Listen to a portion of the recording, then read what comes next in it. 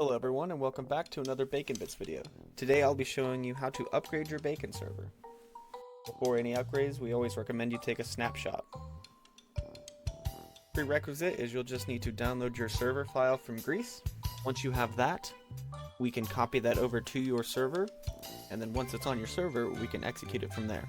You can use any method you want, but for today's demonstration we will be using SCP. To start, you will type SCP followed by the file path of your server file in quotes.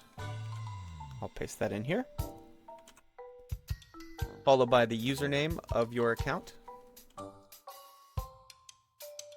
Followed by the FQDN or the IP address of your server. Paste that in there.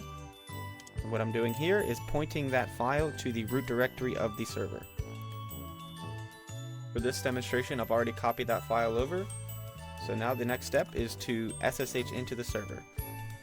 For that, you'll just type in SSH, followed by that same username, followed by that same IP address.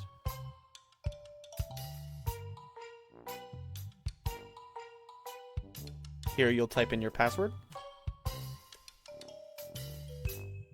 Once more.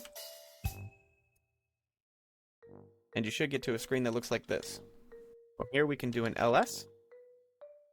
This will ensure that we have the file on our server. You can see it there, that bacon4.5.11.2. From here we will run the command screen. This will preserve our session in case something happens to our computer, we have a network outage, anything could happen. Hit space, you enter your password again. From here we just need to unpack and then install the file. We will run the command sudo for permission, dpkg to unpack, -i to install, and then we want to point it to that bacon file. Here we can use tab complete. Since I have more than one file with that, it will make me type in the 5, and then we can hit tab. And from here you just hit enter, and I will see you when this is finished. Welcome back! As you can see, our server has been restarted. From here you'll just need to type exit twice, and you are logged out of your server and you are completely upgraded. Thanks so much, and we'll see you next time.